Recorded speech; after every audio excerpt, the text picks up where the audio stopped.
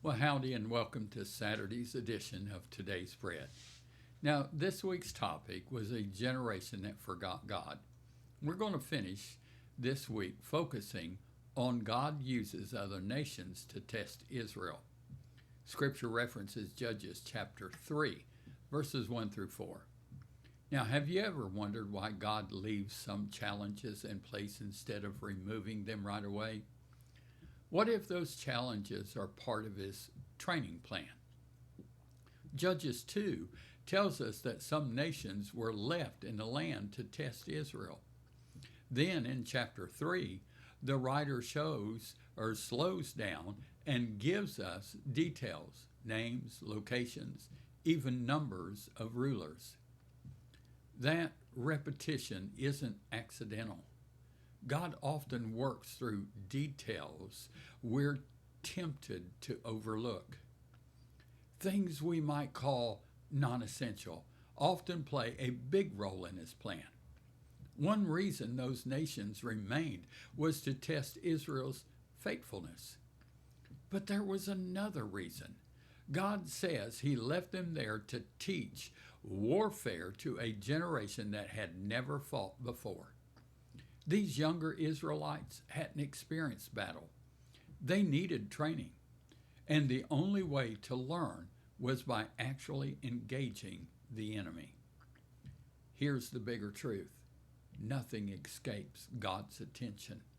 Nothing catches him by surprise. Even in Israel's unfaithfulness, God did not abandon them. Just like a doctor prescribes medicine based on a patient's needs, or a teacher designs lessons for different learners, God tailored his discipline for Israel's ultimate good. God's ways are higher than ours, and trusting him means resting in his wisdom even when we don't fully understand what he's doing. God's goal for Israel wasn't punishment, it was restoration. And his heart hasn't changed. That same mercy is extended to believers today who may have wandered. When we turn back to the Lord, when we forsake sin and seek him, he promises mercy and an abundant pardon. That's why passing on our faith matters so much. The next generation needs more than just information. They need examples. So look for ways to invest in children, in youth, in young adults. Share your story. Show compassion. Live your faith in front of them.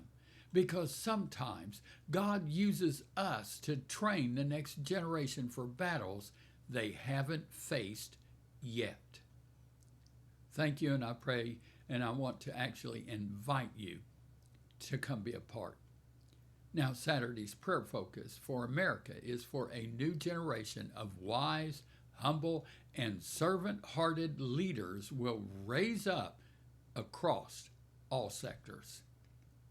Now, Living the Way will be broadcast at 4:15 p.m. today, and there will either be a live at 5 service or a previously recorded power service with Tommy Fisher broadcast at 5 p.m. Now, remember, Jesus, he is coming back soon. Here's Saturday's blessing. I bless your roots to go down deep into the soul of God's marvelous love. Now may the bread you've received give you strength for today. So come back tomorrow for some more strength.